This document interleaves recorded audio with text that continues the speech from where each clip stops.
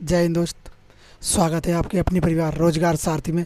मैं राजेश कुमार। उम्मीद है आप लोग स्वस्थ, जिंदाबाद और ज़बरदस्त होंगे और अपने पेपरों की तैयारी जमकर कर रहे होंगे दोस्त, और लगे होंगे अपनी तैयारी में। तो जैसा कि दोस्त आप लोग जानते हैं कि यूपी पुलिस री एग्ज़ाम जल्द ही आने वाला है। कब? जून तक आने वाला है। संभावना जो मैंने जैसे आपको बताया था कि संभावना बताई जा रही है कि जून तक आने वाला है। तो दोस्त अब आप लोग तैयारी में लग जाइए, डट के तैयारी चालू कर दीजिए। प्रैक्टिस सेट जितने ज़्यादा हो सके लो, थ्योरी को जब तक हो सके लो, क्योंकि थ्योरी और प्रैक्टिस सेट दोनों आपके ज़्यादा से ज़्यादा स्कोर करने में आपकी मदद करने वाले हैं। ओके, तो उम्मीद करूँगा आप लोग ये सब काम करेंगे। और एसएसजी डी के लिए भी यही प्रोसेस है।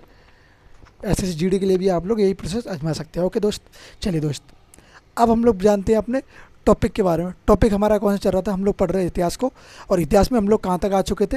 इतिहास में हम लोग आ चुके थे मौर्य वंश को ख़त्म करके मौर्य वंश के अंतिम शासक बृहदत्त के बारे में थोड़ा जान के उसके बाद हम लोग आ गए थे किस पे? शुंग वंश पे। अब हम पढ़ेंगे कौन सा वंश पढ़ेंगे आज हम जानेंगे शुंग वंश के बारे में कि शुंग वंश में कौन संस्थापक हुआ है, किसने ऐसे शुंग वंश को आगे बढ़ाया, कितने इसमें शासक हुए हैं, कैसे कैसे शुंग वंश आगे बढ़ा, सब कुछ बात जानेंगे दोस्त। तो सबसे पहले एक काम करिए, लाइक शेयर सब्सक्राइब कर दीजिए, दोस्तों के पास शेयर कर दीजिए, फिर बढ़ते आएंगे वीडियो की ओर। ओके, जानते हैं आपका आज का अपना नया टॉपिक क्या है?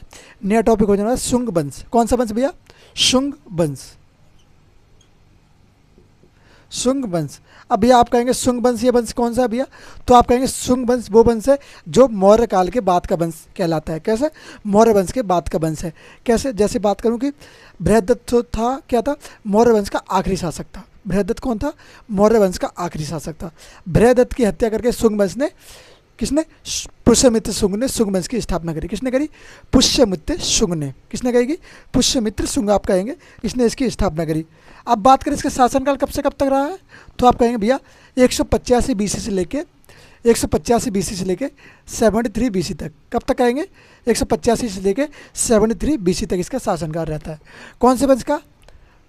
शुंग वंश का। ओके, शुंग वंश का शासनकाल यहाँ तक रहता है। अब थोड़ा जानते हैं शुंग वंश के बारे में। जैसे कि बात करें शुंग वंश के संस्थापक, तो आप कहेंगे कि शुंग वंश का संस्थापक हो जाएगा पुष्यमित्र शुंग। पुष्यमित्र शुंग। अब भैया ये पुष्यमित्र शुंग हो जाता है इसका संस्थापक। अब बात करें पुष्यमित्र शुंग ने कब तक शासन किया है, तो आप कहेंगे पुष्यमित्र शुंग ने 185 से लेके 149 बीसी तक। कब तक शासन किया है? 149 बीसी तक इसने शासन किया। किस पर? किस पर? मगध साम्राज्य पर, क्योंकि मगध साम्राज्य में ही ये मौर्य काल हुआ है, मौर्य शासन चला है। वहीं पे पुष्यमित्र शुंग ने भी अपना क्या करे, आक्रमण करके गद्दी हत्या ली थी और इसने शासन वहीं पे किया है। ओके दोस्त, चलिए क्या कहेंगे? ये जो पुष्यमित्र शुंग था, इसने क्या किया? इसने मौर्य वंश के अंतिम शासक, क्या कहेंगे? अंतिम शासक बृहदत्त, क्या कहेंगे? बृहदत्त। बृहदत्त की हत्या की, हत्या कर के गद्दी हत्या ली। ओके भैया, क्या कहेंगे आप लोग कि मौर्य वंश का जो अंतिम शासक था क्या? बृहदत्त की हत्या करके इसने किस पे? गद्दी इसने हत्या ली मगध साम्राज्य की। अब शासन किसके हाथ में आ गया? अब शासन आ गया है किसके? पुष्यमित्र शुंग के हाथ में। तो पुष्यमित्र शुंग कौन कौन है, क्या क्या करे इसने? ये किस साम्राज्य से संबंध रखता था, किस धर्म से? तो आप कहेंगे ब्राह्मण साम्राज्य से। ब्राह्मण साम्राज्य, इसे ब्राह्मण साम्राज्य से भी आप जान सकते हैं। और क्या कहेंगे? आप कहेंगे इसकी राजधानी, तो आप लोग कहेंगे पुष्यमित्र शुंग ने राजधानी कहाँ पर बसाई, तो आप कहेंगे पुष्यमित्र शुंग ने राजधानी अपनी बसाई विदिशा। विदिशा कहाँ? वर्तमान एमपी। क्या कहेंगे? विदिशा वर्तमान एमपी। राजधानी क्या थी इसकी?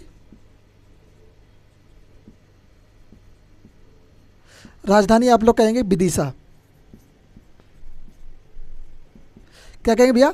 विदिशा एमपी में। ओके, विदिशा एमपी में होगी राजधानी। तो आप अब बताइए कि इसकी भाषा कौन सी थी, तो आप कहेंगे भैया भाषा ये लोग प्रयोग करते थे कौन सी? संस्कृत भाषा का ये लोग बोलचाल की भाषा संस्कृत इन लोगों की हुआ करती थी। कौन सी भाषा आप कहेंगे? आप कहेंगे संस्कृत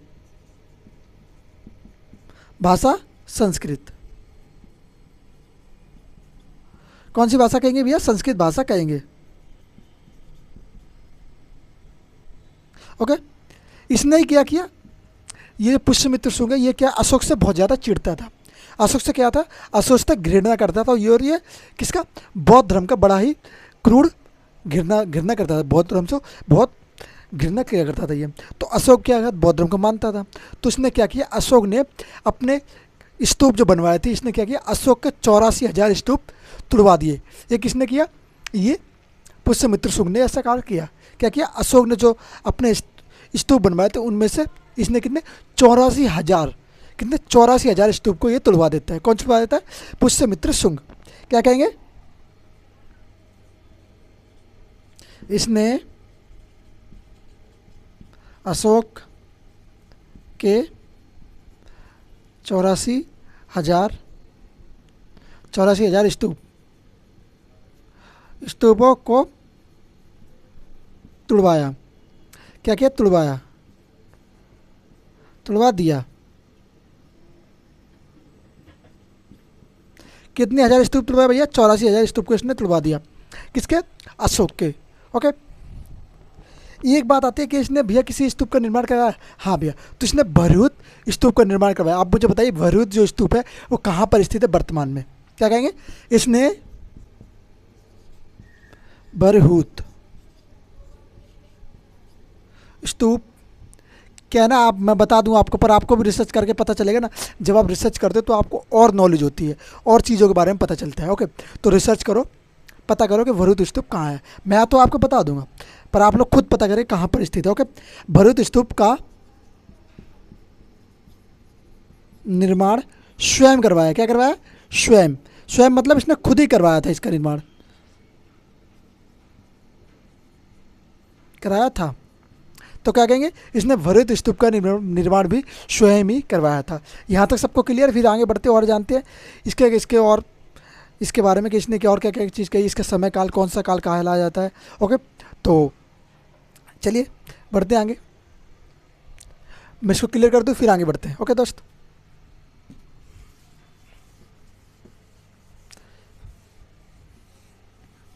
किसी का कोई डाउट है तो कमेंट बॉक्स में बता दें भैया, डाउट है। ओके दोस्त,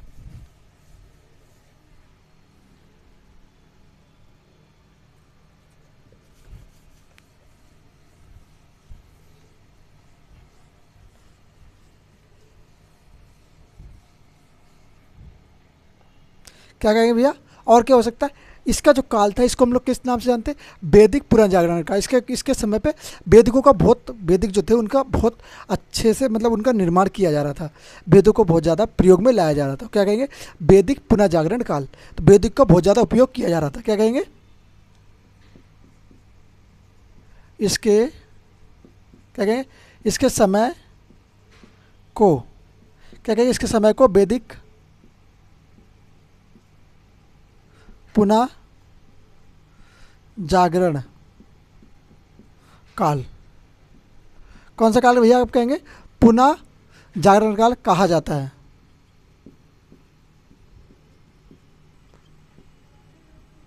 ओके भैया, इसके काल को क्या है, वैदिक पुनः जागरण काल कहा जाता है। ओके, यहाँ तक सबको क्लियर है। का काल क्या कहेंगे, का वैदिक पुनः जागरण का काल कहा जाता है। ओके, यहाँ तक क्लियर है। फिर और जानते हैं आगे।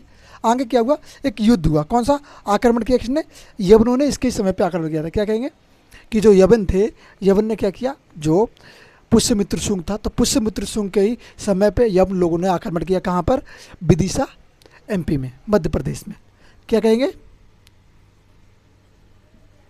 यवनों ने इसी के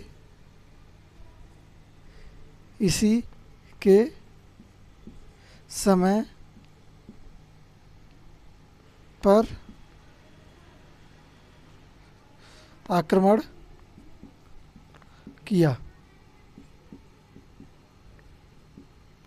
अब ये बात आती है कि ये यवन कौन थे, तो यवन आप बोलेंगे यूनानी लोग। कौन लोग थे, यूनानी। और यूनानी में वो व्यक्ति कौन था जिसने आक्रमण किया, तो आप कहेंगे कि डायमेकस। क्या कहेंगे, डायमेकस। डायमेकस ने क्या कहेंगे,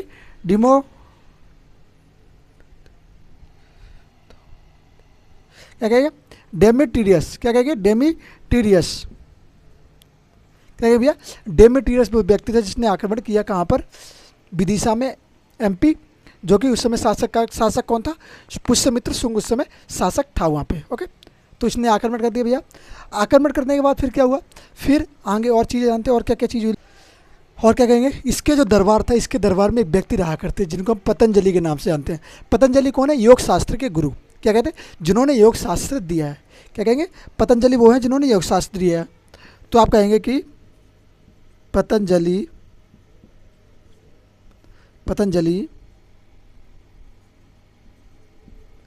इसके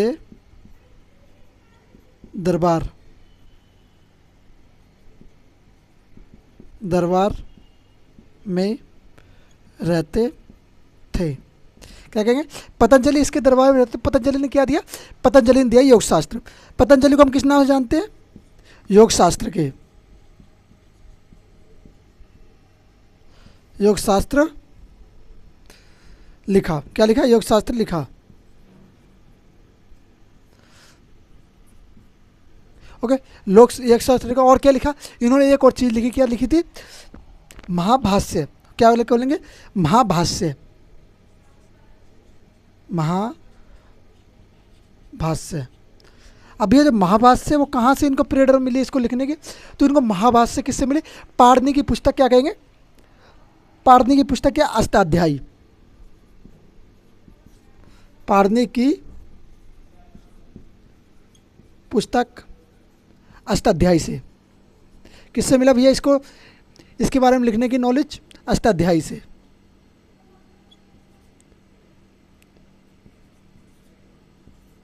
पाणिनि की एक पुस्तक है जिसको हम अष्टाध्यायी के नाम से जानते हैं। इससे ये प्रेरित हो गए, इसने ये लिखा, किसने लिखा, पतंजलि जी ने ये लिखा। क्या कहेंगे, से प्रेरित हो गए।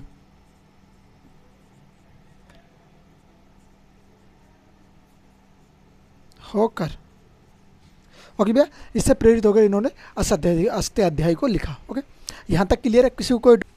फिर आगे बढ़ते और जानते हैं, जैसे कि इन्होंने अष्टाध्यायी लिख दिया, उसके बाद इनके दरबार में ही कौन रह करते थे, आपको मैंने बता दिया, इनके दरबार में ही रहा करते थे कौन, पतंजलि। पतंजलि ने क्या लिखा है, पतंजलि ने लिखा है अष्टाध्यायी। अष्टाध्यायी इन्होंने लिखा है। ओके, अष्टाध्यायी लिखा है किससे, पाणिनि की पुस्तक है अष्टाध्यायी, उनसे प्रेरणा लेके क्या महाभाष्य लिखा है। क्या लिखा, महाभाष्य। और पतंजलि ने ही योग शास्त्र दिया है। क्या कहेंगे, पतंजलि ने ही योग शास्त्र दिया है। क्या कहेंगे, पतंजलि जो है, पतंजलि ने 2 अश्वमेध यज्ञ करवाए। कौन से, 2 अश्वमेध यज्ञ उनके समय पर। कौन से अश्वमेध यज्ञ हुए, 2 अश्वमेध।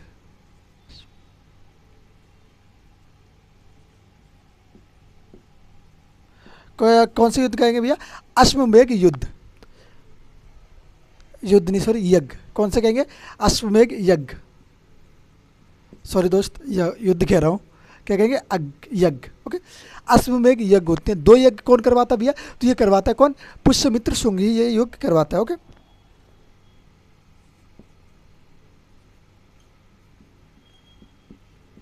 पुष्यमित्र कराता है। क्या कहेंगे, कराता है। ओके, करवाया, इसने करवाया था पुष्यमित्र शुंग ने। किसने करवाया, पुष्यमित्र शुंग ने करवाया, के लिए किया।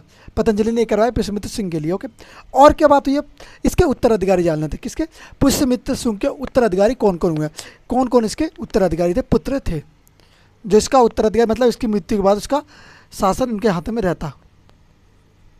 क्या कहेंगे, उत्तराधिकारी। तो उत्तराधिकारी भैया कौन कौन थे, तो इसके उत्तराधिकारी, पहला उत्तराधिकारी क्या रहेगा, पहले हम जानेंगे अग्निमित्र। कौन बोलेंगे, अग्निमित्र, अग्निमित्र। ओके, फिर दूसरे नंबर पे कौन आया था, फिर आप कहेंगे ब्रजेश। क्या कहेंगे, ब्रजज्येष्ठ,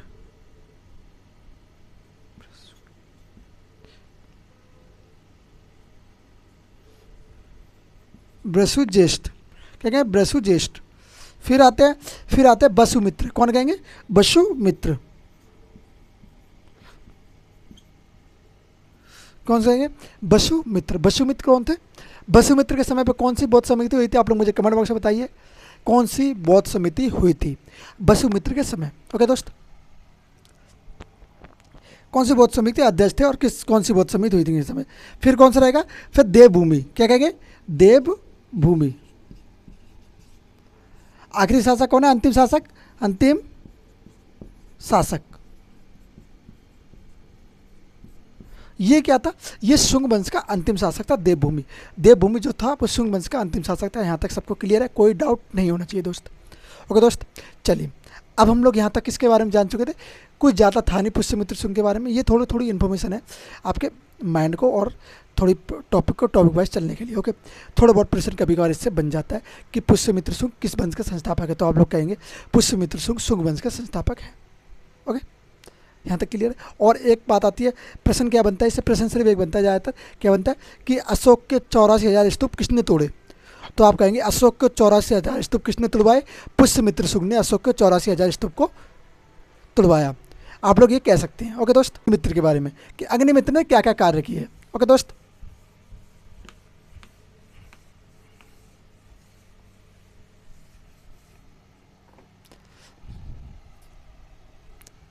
अब आते हैं शुंग वंश का एक शासक हुआ जिसका नाम है अग्निमित्र। क्या कहेंगे,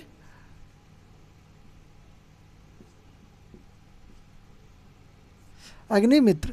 ये 149 से आगे तक चलेगा। ओके, क्या कहेंगे, अग्निमित्र। अग्निमित्र कौन से वंश का शासक है, शुंग वंश का शासक है। ओके, अग्निमित्र के क्या क्या कार्य रहे हैं, अग्निमित्र का पहला युद्ध ही जान लेते। इसके पिता का नाम आप लोग जानते क्या रहेगा, पिता का नाम रहेगा पुष्यमित्र शुंग। ओके, तो इसने सर्वप्रथम युद्ध कौन सा किया है, आप कहेंगे विद्रभ युद्ध। कौन सा युद्ध, विद्रभ युद्ध। ये युद्ध जो था वो दो लोगों के बीच में हुआ। क्या कहेंगे, यज्ञसेन और दो लोगों के बीच में, किस किसके बीच में, यज्ञसेन और अग्निमित्र के बीच। एक तरफ तो यज्ञसेन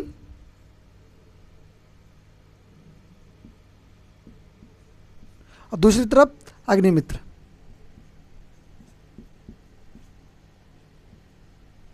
तो भैया एक तरफ यज्ञसेन और एक तरफ अग्निमित्र। युद्ध का कारण क्या था भैया, तो युद्ध का कारण था प्रेम कहानी। किसकी प्रेम कहानी भैया, तो अग्निमित्र की प्रेम कहानी।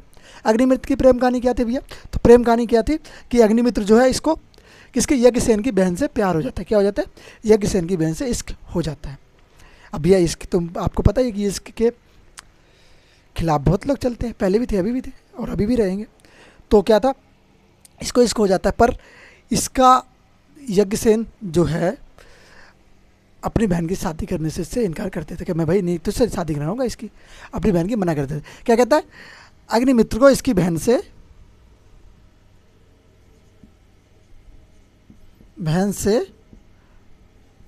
प्यार या फिर क्या कहेंगे लव, क्या कहेंगे प्यार हो जाता है। किसकी बहन से हो जाता है, यज्ञसेन की बहन से। क्या अगर लव हो जाता है। अब भैया लव हो जाता है तो इन दोनों के बीच में युद्ध होता है। भैया कहते हैं नहीं मुझे शादी करा, बोल नहीं कर पाऊंगा, तो इनके बीच में युद्ध होता है। तो इसी के ऊपर एक कहानी लिखी गई है, एक पुस्तक लिखी जाती है। ये किसने लिखी है, नाटक है जिसको कहते हैं मालविका मित्र। क्या कहेंगे, मालविका ने इसकी बहन थी, क्या नाम था, मालविका। जो बहन का नाम था, बहन का नाम क्या था, आप लोग क्या कहेंगे, बहन क्या थी, बहन थी मालविका।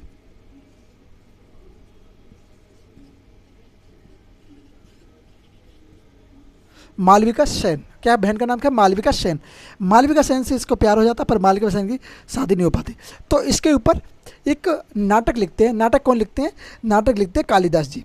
कालिदास जी अपने नाटक कौन से लिखते हैं, यहाँ पे आ जाओ, कालिदास का नाटक, कालिदास का नाटक, कालिदास का नाटक कौन सा है, मालविका मित्रिम। क्या कहेंगे, मालिका मित्रम,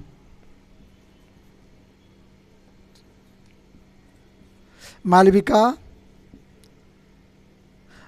अग्निम मित्रम। क्या कहेंगे, मालविका अग्निमित्रम। ओके, तो ये नाटक इन्होंने लिखा कि मालविका और अग्निमित्र की प्रेम कहानी के बारे में, कि कैसे कैसे इन लोगों की प्रेम कहानी थी, कैसे कैसे इनमें प्रेम कहानी में युद्ध बीच में होता है। तो ये किसने लिखा है, ये आप कहें कालिदास जी ने इनके ऊपर ये कहानी लिखी है। कहानी बोले, नाटक बोले, कुछ भी कहें, ये इनके ऊपर लिखा गया। किसके ऊपर लिखा है, अग्निमित्र के ऊपर कालिदास ने लिखा है। ओके दोस्त, यहाँ तक क्लियर। अब और चीज़ जानेंगे, इसने क्या किया, कलिंग के विरुद्ध अभियान छेड़ दिया। किसने छेड़ा? अग्निमित्र ने कलिंग के विरुद्ध अभियान एक छेड़ता है। क्या कहता है? कलिंग के विरुद्ध युद्ध अभियान। मैं इसको क्लियर करता हूँ, फिर यहाँ पे बताता हूँ कि जगह थोड़ा स्पेस कम है दोस्त। क्या किया भाई साहब, इसने ना कलिंग के विरुद्ध युद्ध छेड़ दिया। क्या किया?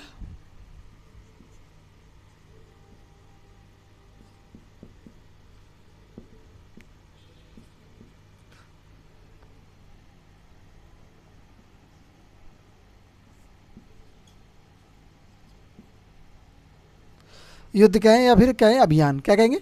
अभियान। अभियान किया। कहाँ के लिए अभियान किया? आप कहेंगे कलिंग के लिए। कलिंग के लिए इसने अभियान कर दिया। ओके दोस्त, तो जब अभियान किया तो शासक कौन था कलिंग पे? कलिंग पे था चेदी। कौन सा? चेदी शासक। कलिंग पे शासक कौन था? शासक।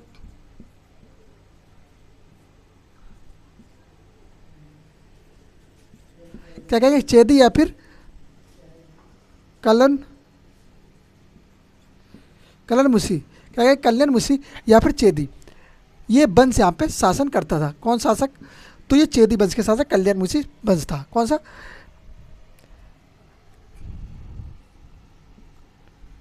कल्याण मुसी वंश। ओके, और क्या बात हुई? इसके संस्थापक, कल्याण मुसी वंश के संस्थापक कौन थे? संस्थापक आप कहेंगे संस्थापक। तो आप क्या कहेंगे? संस्थापक कौन रहा है? तो संस्थापक आप कहेंगे महाग बहान। क्या कहेंगे? मेघ बहान। महामेघ बहान।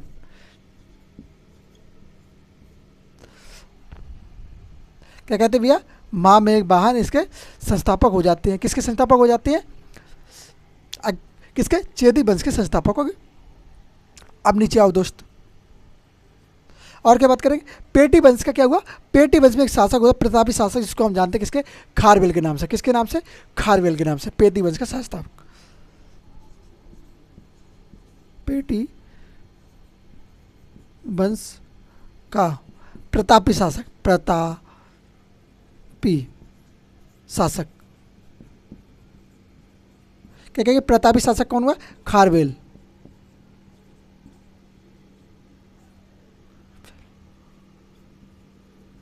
खारवेल हुआ। इसने क्या किया?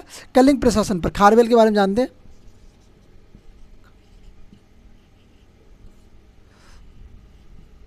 खारवेल। ओके, खारवेल ने क्या किया भैया? कलिंग प्रशासन। कलिंग प्रशासन।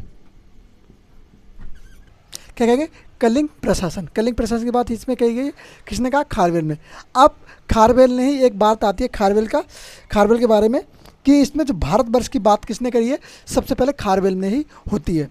तो खारवेल बात हमें कहाँ से मिलती है? शुंग वंश में ही हमें सबसे पहले बात मिलती है सुनने को। किसके बारे में? भारतवर्ष शब्द। भारत का सर्वप्रथम नाम कहाँ से मिलता है हमें? तो खारवेल वंश से हमें इसके बारे में, चेदी वंश से वहाँ से संबंधित होता है। क्या हमें? भारतवर्ष का नाम, भारतवर्ष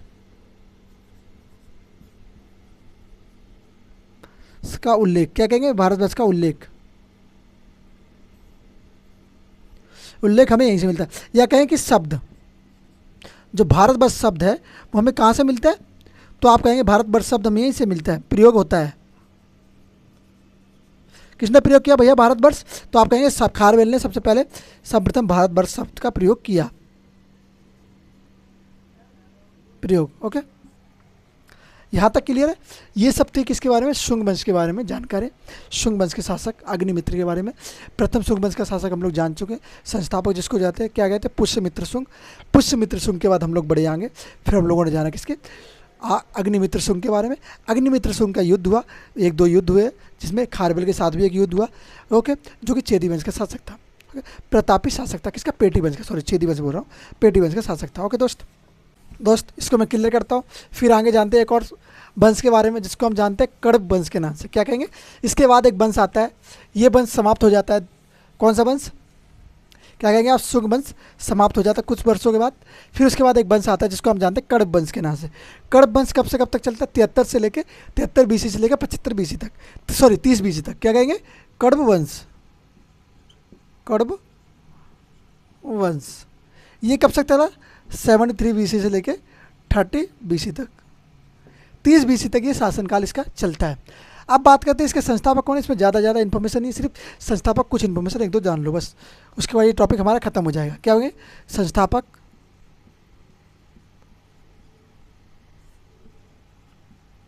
संस्थापक कौन होने वाला है? संस्थापक आप कहेंगे वासुदेव। क्या कहेंगे? वासुदेव। तो आप कहेंगे कण्व वंश का संस्थापक कौन है? वासुदेव रहता है। ओके, फिर बात जानते हैं अंतिम संस्थापक, क्योंकि इसमें ज़्यादा कुछ है नहीं इसके जानने के, तो अंतिम और शुरुआती शासक के बारे में लोग जान लेते हैं। अंतिम शासक, तो आप लोग कहेंगे अंतिम शासक कौन?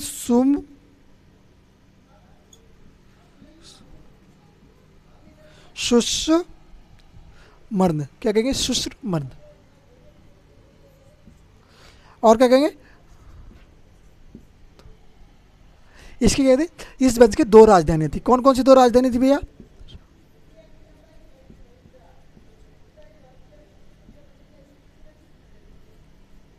दो राजधानी कौन सी थी? एक तो कहेंगे आप पाटलिपुत्र, दूसरी विदिशा। पाटलिपुत्र, दूसरी क्या कहेंगे? विदिशा।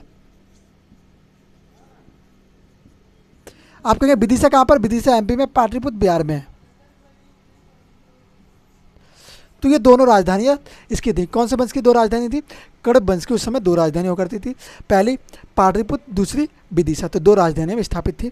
संस्थापक कौन था? संस्थापक था वसुदेव। अंतिम संस्थापक था सुश्मर्ण। क्या कहे? सुश्मर्ण। क्या कहे? सुश्मर्ण अंतिम शासक था। किस वंश का? कण्व वंश का। तो दोस्त यहाँ तक हम लोग शुंग वंश के बारे में पढ़ चुके हैं, कण्व वंश के बारे में पढ़े। इसके बाद हम लोग आगे जानेंगे दूसरी वीडियो में यवन यूनानी शासकों के बारे में, कि यवन यूनानी शासक कैसे भारत आए।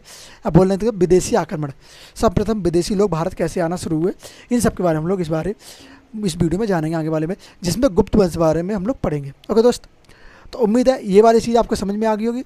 समझ में नहीं आई तो एक बार वीडियो दोबारा देखिए, 2 बार देखिए, 3 बार देखिए। नहीं समझ में आता फिर मुझे कमेंट बॉक्स में बताइए कि भैया नहीं समझ में आ रहा, तो मैं आपकी प्रॉब्लम को सॉल्व करने की कोशिश करूँगा दोस्त। ओके, उम्मीद करूँगा समझ में आया होगा। अगर समझ में आया तो लाइक शेयर सब्सक्राइब, वीडियो को शेयर कीजिए दोस्तों के पास ज़्यादा से ज़्यादा। ओके, मिलते हैं नेक्स्ट वीडियो में। जय हिंद, जय भारत।